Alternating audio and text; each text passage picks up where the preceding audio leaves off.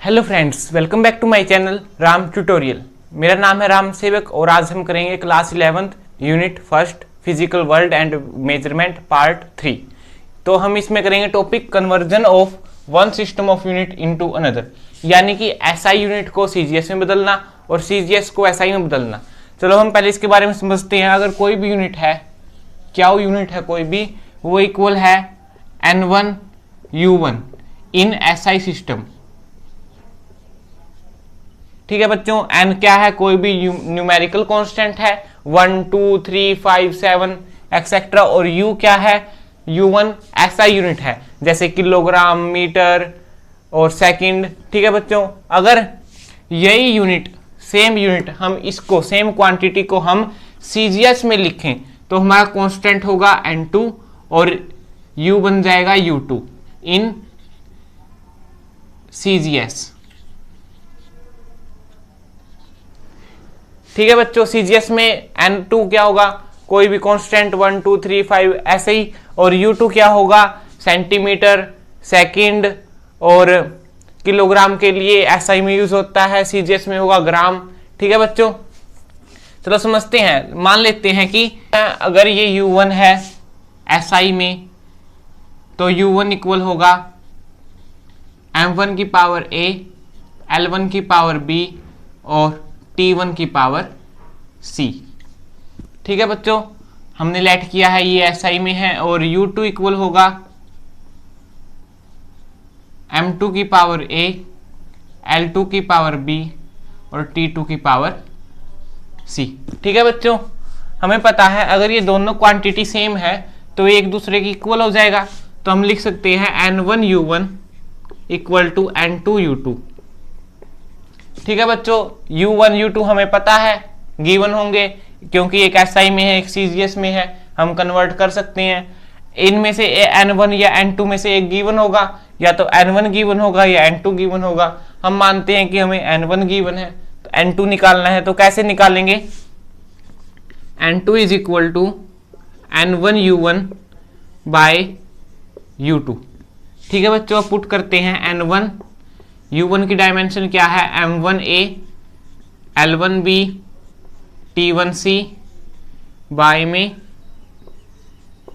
M2A, L2B, T2C। ठीक है बच्चों, इसे आगे करेंगे हम ऐसे, M1 वाली को एक टर्म में ले लेंगे, जैसे M1 by M2 whole power A into L1 by L2 whole power B into T1 by T2 whole power C। ठीक है बच्चों, समझ में आ गया। चलो अभी इसी बेस पे एक एग्जांपल करते हैं।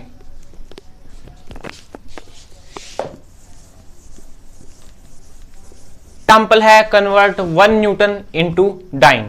हमें न्यूटन को डाइन में कन्वर्ट करना है। लिखते हैं example 1 newton into dyne. Newton SI unit है और डाइन सीजीएस यूनिट है। ये दोनों यूनिट किसकी है, फोर्स की। हमें पहले पता होना चाहिए कि फोर्स की डायमेंशन क्या होती है। फोर्स होता है मास इंटू एक्सेलरेशन। ठीक है बच्चों, और एक्सेलरेशन होती है मास इंटू एक्सेलरेशन की वैल्यू होती है वेलोसिटी पर यूनिट टाइम। और वेलोसिटी क्या होता है बच्चों, वेलोसिटी होता है डिस्प्लेसमेंट पर यूनिट टाइम। ठीक है बच्चों, हमारे पास एक टी यहां से आगे वेलोसिटी होती है डिस्प्लेसमेंट पर यूनिट टाइम। अगर हम इसकी डायमेंशन लिखें, हमें पता है m मास की होती है, m पावर 1 है, x की होती है डिस्टेंस है, l पावर 1 है, और टाइम की होती है t, लेकिन पावर 2 है और वो भी नीचे है तो ऊपर आएगा माइनस में हो जाएगा, क्या आ जाएगा, t की पावर -2। ठीक है बच्चों, अब हम करेंगे इसे कन्वर्ट।